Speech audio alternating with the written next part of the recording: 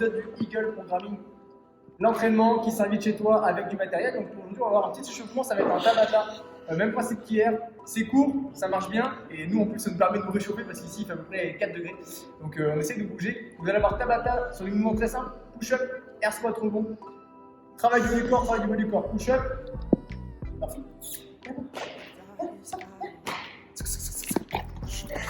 Ça va faire sortir Murphy. Hop. Donc push-up, soit sur pied, ça vous connaissez, main largeur d'épaule, pieds serrés, fessiers serrés, j'engage ma poitrine. Je remonte, il n'y a que la poitrine qui touche. D'accord. Sur genou, c'est le même principe, sauf que c'est mes genoux posés au sol. Fessiers serrés, abdos serrés, la poitrine touche. Pas d'abdos au sol, juste les pecs. Donc 20 secondes de travail là-dessus, 10 secondes de repos. Ensuite 20 secondes de air squat rebond.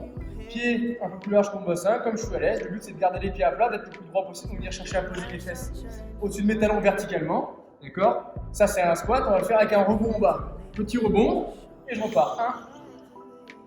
1, 2, 3. Le but c'est de chercher un peu plus de mobilité et d'aisance sur les membres inférieurs. Voilà pour l'échauffement, un petit Tabata. On enchaîne avec la mobilité, du coup on va commencer avec du full squat, donc pied largeur squat classique, vous ouvrez bien vos genoux vers l'extérieur, on essaye d'être quand même un petit peu redressé, vous allez sentir que ça étire selon votre souplesse au niveau des adducteurs, et le but c'est de tenir 2 minutes, donc là il va falloir que je parle 2 minutes pour occuper un petit peu Anthony.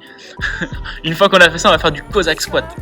Donc une fois les 2 minutes écoulées, Cossack squat, donc pied large, vous pouvez compter ouvrir 5 fois comme on fait d'habitude à la boxe, et on va venir décaler tout le poids sur une jambe, décoller les orteils de l'autre côté, et faire la même chose. Donc je décale tout mon poids, talon au sol d'un côté, orteil décollé de l'autre, et on va venir faire 5 passages par côté.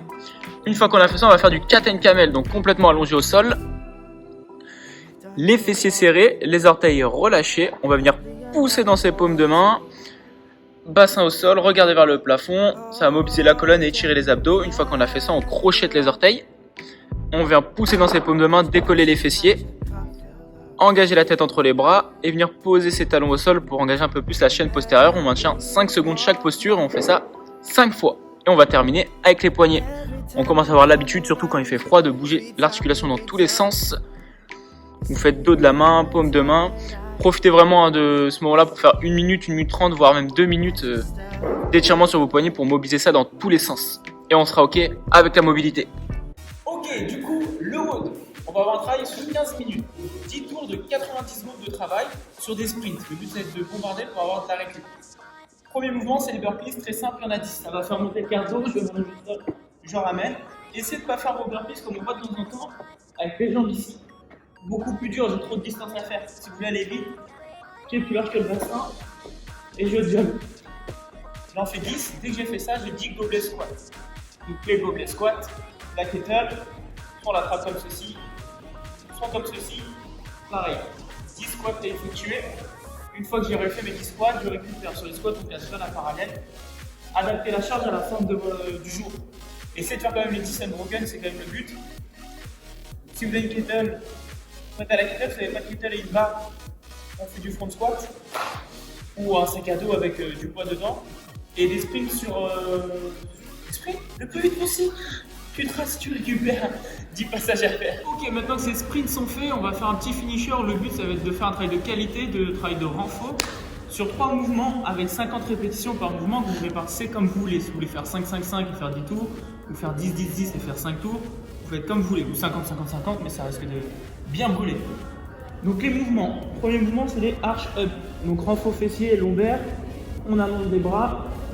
Et ici, le but, ça va être de venir souffler, décoller, contracter fessiers, engager lombaire et relâcher. Ça sert à rien d'aller vite pour faire beaucoup de reps et prendre peu de temps. Concentrez-vous vraiment sur la contraction des muscles recherchés. Vous allez voir que le travail sera beaucoup plus bénéfique. Une fois qu'on a fait ça, lever up.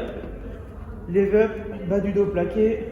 Je me grandis, je touche et je replace.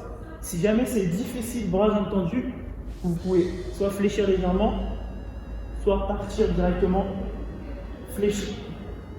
Et le dernier mouvement, les Cossack squats qu'on a vu tout à l'heure lors de la mobilité, pied large.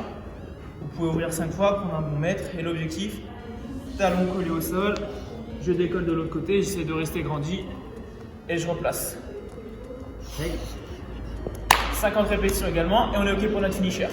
Ok, milieu de semaine, le corps tire un peu, on a renforcé les abdos, les lombaires, on a fait un bon travail de cardio et du sur les jambes. On peut dire qu'on a fait une bonne séance aujourd'hui.